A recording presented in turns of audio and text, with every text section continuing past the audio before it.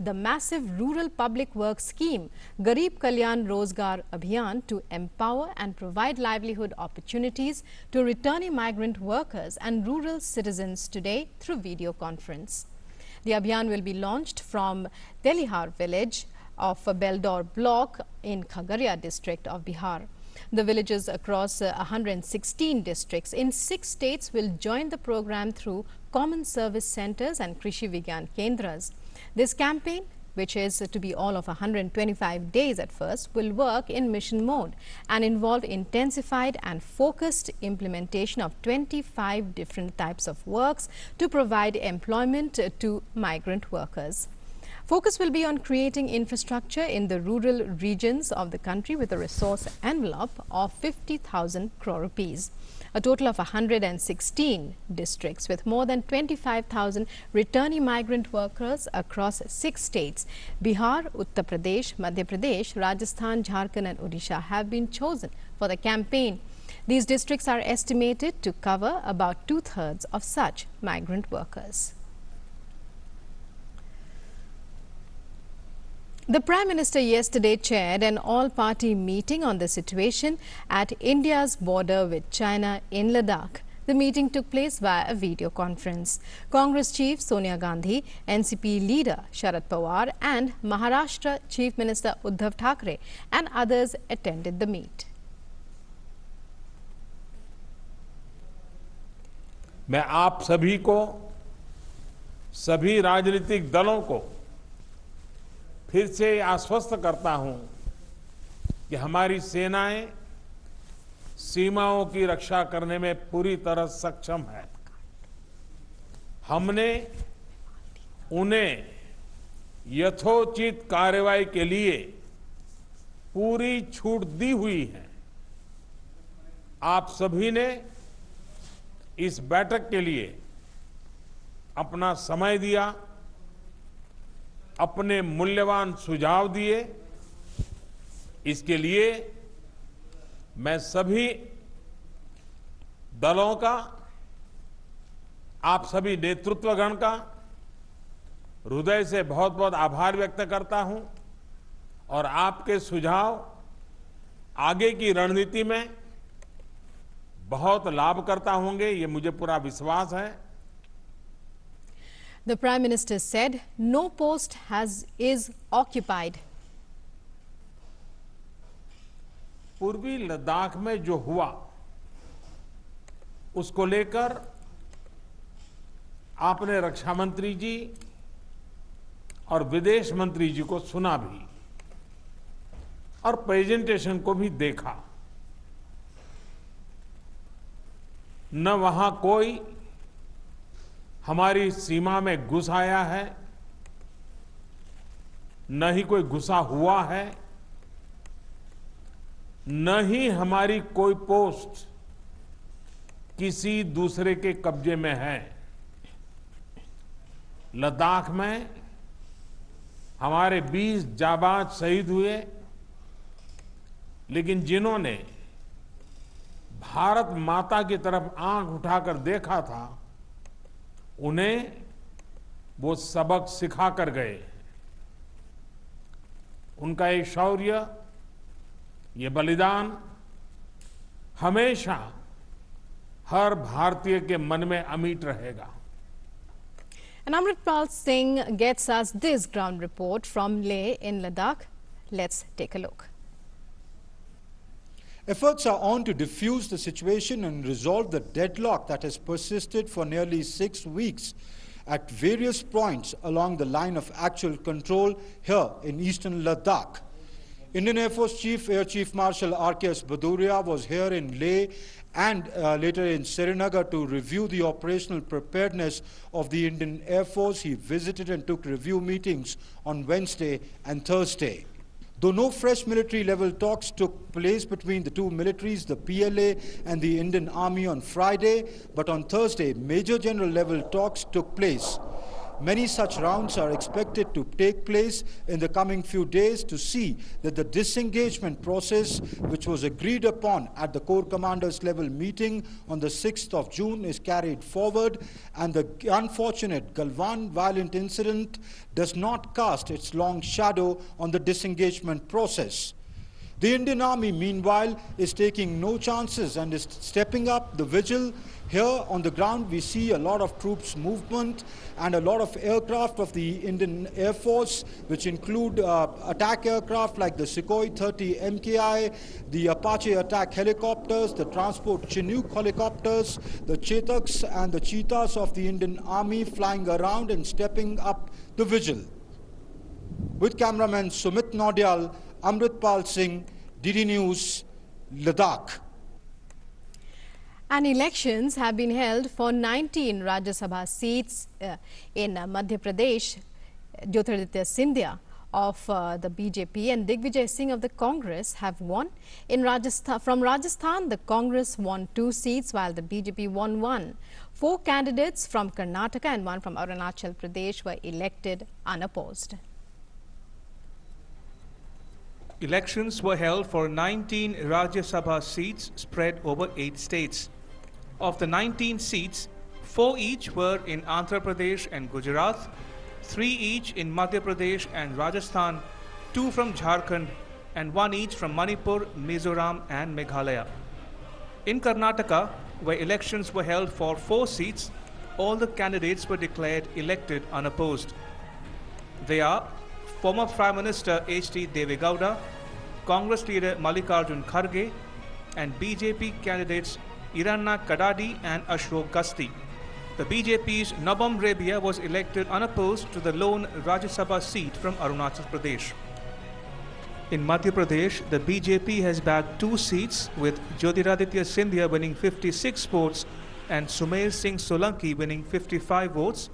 The Congress party's Digvijay Singh has also won with 57 votes. In Rajasthan, the Congress has bagged 2 seats and the BJP won. K.C. Venugopal and Neeraj Dangi are the winners from the Congress party, while Rajendra Gehlot is the sole BJP winner.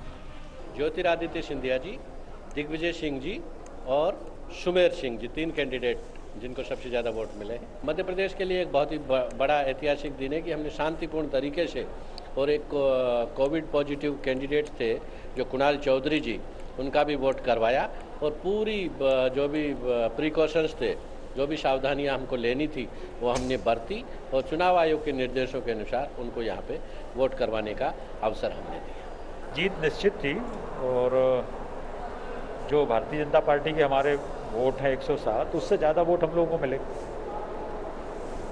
56 Scindia ji को हैं, 55 सोलंकी जी को। In Andhra Pradesh, YSR-CP candidates have won all the 4 seats of Rajya Sabha. YSR Congress Party candidates Pilli Subhash Chandra Bose, Mopi Devi Venkataramana, Parimal Nathwani and Ayodhya Rami Reddy of the YSR-CP have made it to the upper house from the state. In Meghalaya, for the sole Rajya Sabha seat, the ruling NPP candidate Dr. W.R. Karluki defeated Kennedy Kairim of the Congress Party to make it to the upper house. NPP candidate got 39 votes, while the Congress candidate could manage to garner just 19 votes. 1 vote has been declared invalid in Meghalaya. In Jharkhand, BJP's Deepak Prakash and JMM's Shibu Soren have won the Rajya Sabha polls. Deepak Prakash got 30 votes, while JMM's Shibu Soren secured 31 votes. Congress candidate Shahzada Anwar could manage just 18 votes. जो result आया है, इससे साफ जाहिर होता है कि झारखंड मुक्ति मोर्चा के लोगों ने कांग्रेस को धोखा दिया, और ये दोनों के इतिहास भी रहा है। कभी कांग्रेस जेएमएम को धोखा देता है, कभी जेएमएम कांग्रेस को धोखा देता है। In Madhya Pradesh, all 206 legislators, including a Congress legislator who tested positive for COVID-19, cast their vote. DD India Bureau, New Delhi. And India continues to march forward in the fight against COVID-19. The recovery rate is improving with each passing day. Currently, it stands at 54.12%. The total number of those recovered is over 2,13,000, while the total active cases have increased over 1,68,000. The total number of cases reported in the country is over 3,95,000 and the death toll stands at 12,948. Prime Minister Narendra Modi shared a video message ahead of International Yoga Day tomorrow. That is the 21st of June. He appealed to all to observe social distancing norms while celebrating the day. Take a look.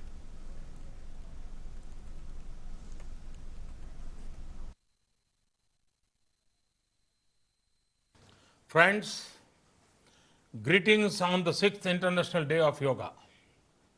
I'm very happy to note the growing popularity of yoga in the last few years, and especially among the youth. We are marking the 6th Yoga Day in extraordinary times. Usually, Yoga Day is about public events, mass participation. This year, Yoga Day goes indoors. The theme of the year is Yoga at home and Yoga with family. Friends, the world is fighting a pandemic of monumental scale, but yoga provides multi-dimensional solutions to the multiple challenges COVID-19 has brought. Yoga gives you the opportunity to know your immune system better and put in the extra efforts where needed. Yoga has the potential to cater to mental, physical, and psychological challenges. It puts to test how one can live in challenging times. Friends, yoga offers something for everyone. It enables strong mind and healthy body. In the post-COVID era, the focus on preventive health care will get stronger, and that is why I'm confident that yoga will become even more popular. Friends, these are times of distancing. But do you know that yoga is what ends distance? It is said, Yujjate anen iti yoga. Yoga is that which joins or brings things together. Yoga ends various kinds of distance.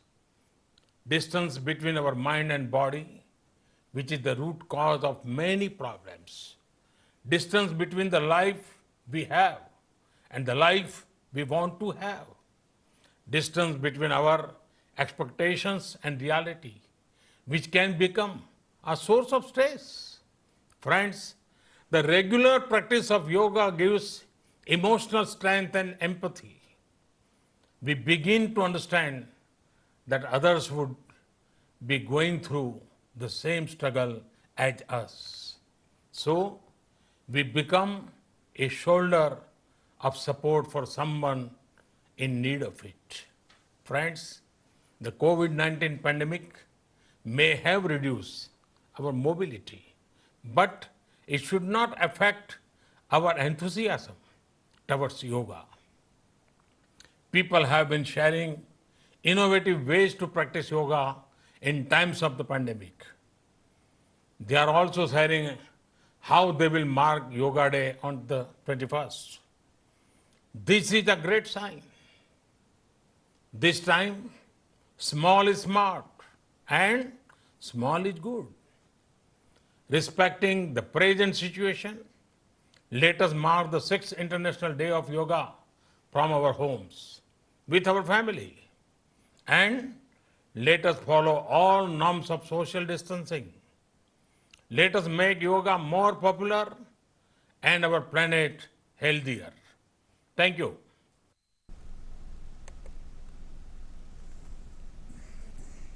Prime Minister Narendra Modi's message before Yoga Day to be celebrated tomorrow. And with that, we wind up this edition of the news. News and updates continue on DD News and DD India. Namaskar.